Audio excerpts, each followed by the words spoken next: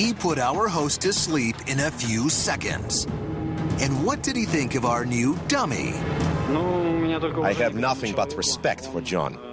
Because to have it done on you, you get a different perspective than just watching me do it to someone else. That's what we call taking one for the team. Oh my God. On sports science, we don't just put our athletes to the test. We also analyze the equipment that allows our stars to play at the highest level. And do it safely. Previously, we tested how much a baseball helmet protects a batter at the plate. But what kind of protection is there for an outfielder crashing full speed into the wall? All ballparks are different. And most have walls that are padded. But some outfield walls have no pads at all. So that got us wondering, what's the real difference between hitting a padded wall and an unpadded wall? Obviously, we know it helps. But just how much difference do the pads really make?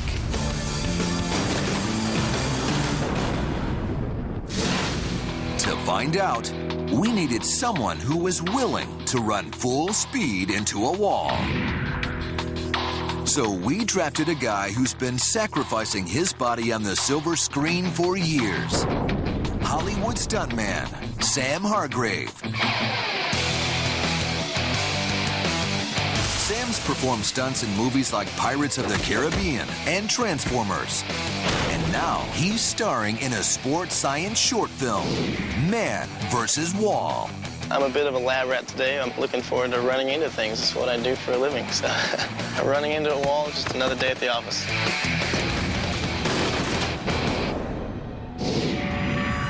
And here on the Sports Science AstroTurf playing surface, we've constructed something for Sam to run into.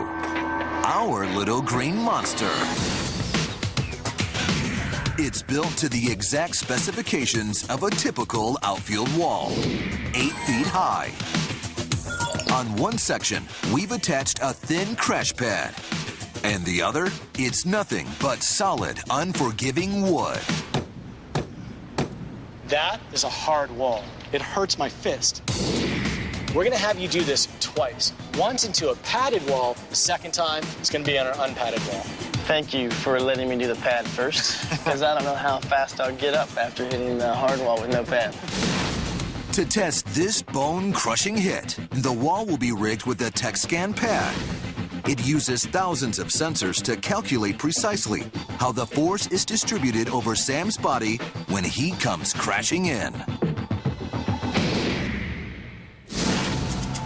With the high-tech hardware in place, it's time for Sam to man up. We have our medic standing by. Full force, straight in the wall. Let's do it! Sam is a professional and knows the risks of a full-speed collision. But the rest of us should not try this at home. All right, this one's for real. 3, 2, 1, go!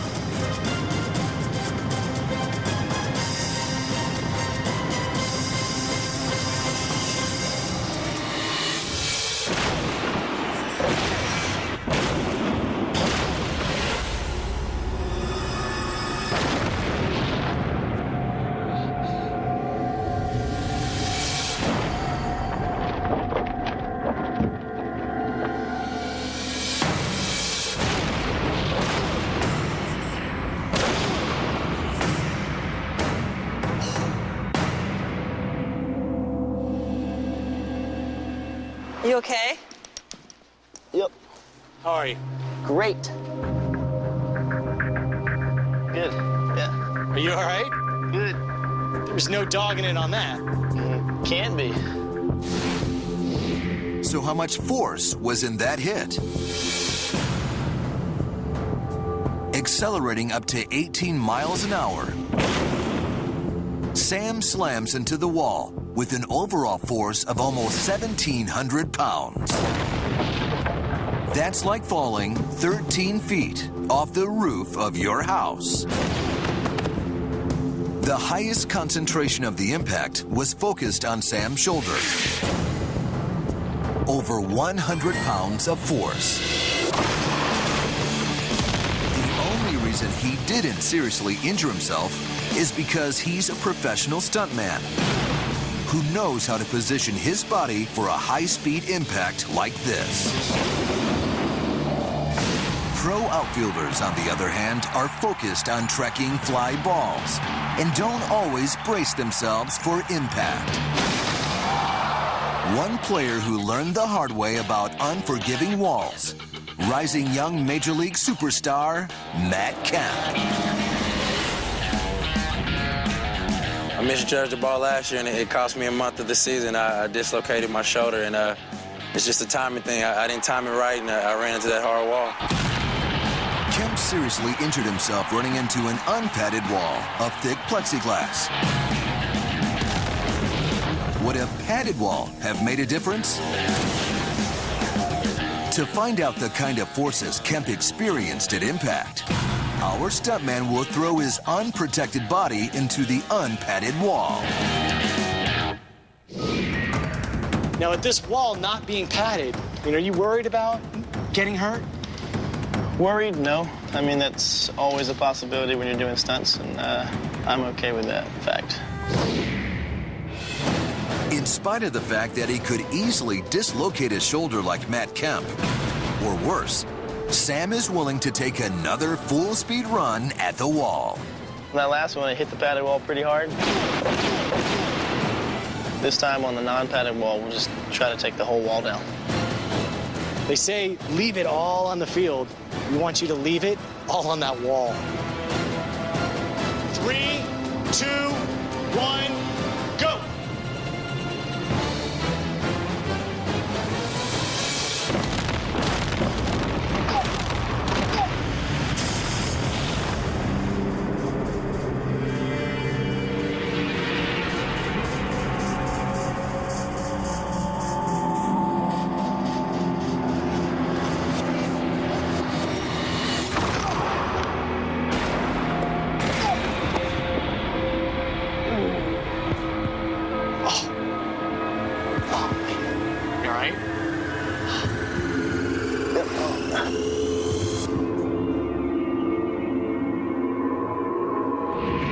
So how much force was in that collision?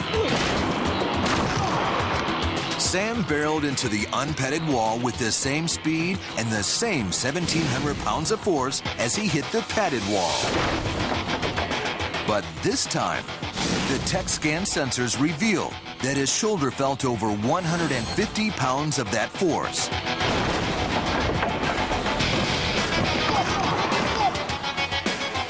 That 50 pounds of added force on the unpadded wall is like the difference between falling off your roof and landing on your driveway versus landing on your lawn. Matt Kemp collided with an unpadded wall, with most of the force focused on his shoulder.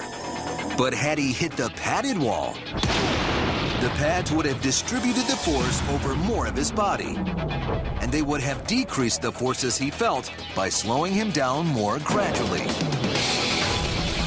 By lengthening that deceleration 300%, Matt Kemp's run-in with a padded wall could have left him with just a bruise instead of a serious dislocation. Bottom line, padded walls can drastically reduce injuries, letting outfielders turn a grand slam into grand theft.